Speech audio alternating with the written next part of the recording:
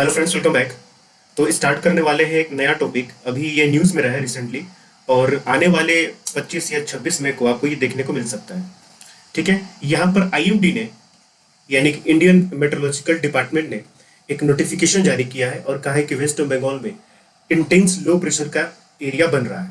तो ये कहीं ना कहीं एक इंडिकेशन है सुपर साइक्लोन का, जिसको यश के नाम से जाना जाएगा।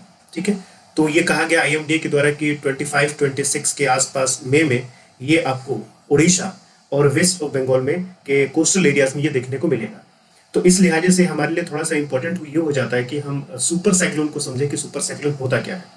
अभी आपको पता है कि ताउते का काम चल रहा है, तो ताउते महाराष्ट्र और गुजरात यानी कि अरबियन सी की तरफ है, और ये आपको सुपर साइक्लोन यश आपको बे ऑफ बंगाल के साइड में देखने को मिलेगा। यानी कि दोनों तरफ आपको सिमिल्टेनियसली कुछ ना कुछ डिस्ट्रक्शन टाइप की चीजें देखने को मिलने वाली है। तो ताउते तो एक नॉर्मल साइक्लोन ही है, तो उससे उतना डिस्ट्रक्शन नहीं है, लेकिन सुपर साइक्लोन जो होते हैं वो कहीं ज्यादा स्ट्रांग होते हैं एक नॉर्मल साइक्लोन से। ठीक है, तो जैसे कि अम्फान आया हुआ था, तो उसी तरीके से ये भी है। तो इनसे अगर समय रहते नहीं निपटा गया, अब निपटा इनको रोका तो जा नहीं सकता, लेकिन ये है कि उस एरिया में जो भी लोग रह रहे हैं उनको खाली करवाया जा सकता है, ताकि कम से कम जो ह्यूमन लॉस है या जो एनिमल लॉस है, यानी कि जान की जो हानि है, वो कम से कम की जा सके। ठीक है, तो इस लिहाजे से थोड़ा सा हम देखते हैं इसके बारे में। What is super cyclone? Super cyclone जो होते हैं ये एक नॉर्मल साइक्लोन की तरह ही होते हैं, इनका फॉर्मेशन भी कुछ उसी तरीके से होता है। बस डिफरेंस आपको जो देखने को मिलता है सुपर साइक्लोन में, जैसे नॉर्मल साइक्लोन में जो विंड स्पीड होती है वो आपको 100 किलोमीटर पर आवर के आसपास में होती है। ये वैरी करता है, ये आपको 60 to 80 या फिर 120 130 तक भी ये जा सकता है किलोमीटर पर आवर के हिसाब से। ठीक है, ये इंटेंसिटी के ऊपर डिपेंड करता है। लेकिन जो सुपर साइक्लोन होते हैं वो वैसे ट्रॉपिकल साइक्लोन होते हैं जिनकी स्पीड 220 किलोमीटर पर आवर से ज्यादा होती है। तो आप समझ लीजिए कि कहाँ आपको 100 किलोमीटर पर आवर की स्पीड से एक नॉर्मल साइक्लोन चलती है, उसमें भी वेरिएशन है, 60 to 120 के बीच में चलती है, और वहीं कहाँ 220 से ज्यादा स्पीड के साथ ये चलेगी तो ये कितना डिस्ट्रक्शन कर सकती है।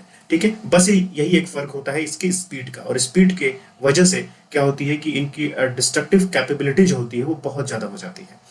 ठीक है, ये साइक्लोन्स जो होते हैं वो मल्टी हडा साइक्लोन्स होते हैं, जिनकी वजह से स्ट्रॉन्ग विंड्स वगैरह आ सकती हैं, जिसकी वजह से फिजिकल डैमेज आपको देखने को मिल सकता है। टाइडल वेव्स जो होती हैं, यानी कि समुद्र की लहरें जो होती है वो काफी हाइट तक देखने को मिल सकती है। हैवी रेन आपको हो सकते हैं, जिसकी वजह से फ्लड वाली सिचुएशन देखने को मिलती है, और खास करके साइक्लोन में इस तरीके की सिचुएशन सारी देखने को मिलती ही हैं। लेकिन इस समय ये और ज्यादा इंटेंसिफाई हो जाएगा। स्पाइरल अरेंजमेंट्स आपको देखने को मिल सकते हैं थंडर स्टॉर्म्स की, कि इस तरीके से इसका मूवमेंट जो होता है ऐसे होता है, स्पाइरल मूवमेंट होता है इनका। और लो प्रेशर वाला सेंटर यहाँ पर देखने को मिलता है, जो ये सेंटर में आप देख रहे हैं, this is the centre of low pressure area. ठीक है, तो इस तरीके से ये साइक्लोन्स जो होते हैं सुपर साइक्लोन को बनाते हैं।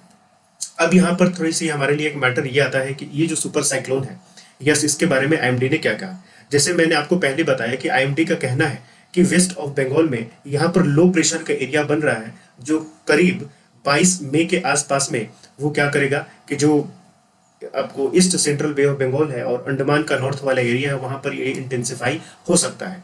और ये 22 मई के में बनने के बाद करीब 72 घंटों के अंदर, यानी कि 25 से 26 मई के आसपास में, ये कहीं ना कहीं ओडिशा और वेस्ट बंगाल के कोस्टल एरियाज में इसका इन्फ्लुएंस देखने को मिल सकता है। तो इसलिए ये है कि 23 मई से लेकर 25 मई और 26 मई जो है वहां पर काफी ये इंपॉर्टेंट हो जाते हैं। And with the parallel of Amphan, जिस तरीके से अम्फान एक बहुत ही स्ट्रॉन्ग सुपर साइक्लोन था, उसी तरीके से इसके द्वारा भी चीजें देखने को मिल सकती हैं। ठीक है, तो ये भी कहा गया है कि सुंदरबन वाले एरिया में भी, जो वेस्ट बंगाल में है और एडजॉइनिंग एरिया ऑफ बांग्लादेश, वहां पर भी इसका इन्फ्लुएंस देखने को मिल सकता है।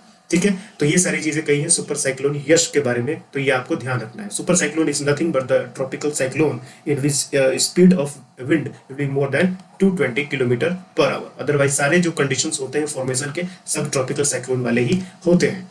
तो आपने पढ़ा होगा ज्योग्राफी में ट्रॉपिकल साइक्लोन के बारे में कि ये कैसे बनता है। इसके लिए क्या है कि आपको ओशियंस चाहिए, यानी कि वाटर बॉडी ज्यादा चाहिए, क्योंकि वाटर बॉडी ज्यादा होगा तभी इवापोरेशन वहां पे से ज्यादा होगा। इवापोरेशन जब ज्यादा होगा तो फिर क्या होगा कि क्लाउड्स ज्यादा बनेंगे, और क्लाउड्स जब ज्यादा बनेंगे तब रेनफॉल ज्यादा होगा, और इसी रेनफॉल की वजह से इनको एनर्जी मिलती है।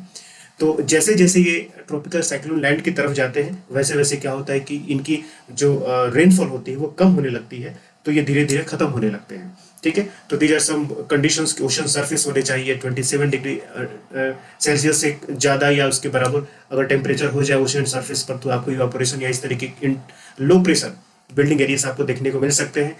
कोरियोलिस फोर्स का इफेक्ट होना चाहिए ताकि ये रोटेट्स कर सके, जो स्पाइरल मूवमेंट होती है इस तरीके से, वो आपको कोरियोलिस फोर्स की वजह से ही देखने को मिलती है। जैसे मैंने आपको बताया कि इवापोरेशन काफी यहाँ पर होना चाहिए, तभी आपको क्लाउड का फॉर्मेशन यहाँ पर ज्यादा देखने को मिलेगा, और क्लाउड का फॉर्मेशन ज्यादा होगा तभी आपको रेनफॉल देखने को मिल सकता है। तो जैसा कि नॉर्मल ट्रॉपिकल साइक्लोन के जो स्पीड होती है वो 23 किलोमीटर पर आवर या उससे ज़्यादा, या 1 to 90 किलोमीटर पर आवर, लेकिन ये चूंकि एक सुपर साइक्लोन है इसलिए यहाँ पर स्पीड आपको इतनी देखने को मिल सकती है।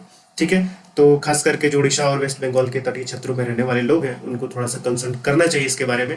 कहीं दूर उनके कोई रिलेटिव रहते हो तो वहाँ पर चले जाए। खैर, जो रीजनल मेट्रोलॉजिकल डिपार्टमेंट होते हैं अपने स्टेट के, उन्होंने अभी तक कुछ कहा नहीं है, लेकिन यहाँ पर इंडियन मेट्रोलॉजिकल डिपार्टमेंट ने अभी बताया है कि इस तरीके का सिचुएशन क्रिएट हो रहा है वेस्ट बंगाल में, नॉर्थ अंडमान के आसपास में। तो 22 मई के आसपास यहाँ पर आपको ये फॉर्मेशन देखने को मिल सकता है, जो 25 से 26 मई के आसपास में coastal area of Gujarat, sorry, Odisha और वेस्ट बंगाल में इसका इन्फ्लुएंस देखने को मिलेगा। ओके, तो ये कुछ आपको पॉइंट्स थे सुपर साइक्लोन यस के बारे में, सुपर साइक्लोन के बारे में, और थोड़ा बहुत आपको ट्रॉपिकल साइक्लोन के बारे में, और बाकी विस्तार से तो आप ज्योग्राफी में पढ़ ही चुके हैं कि ट्रॉपिकल साइक्लोन होता क्या है। ठीक है, चलिए, thank you and best of luck. मिलते हैं नेक्स्ट वीडियो के साथ।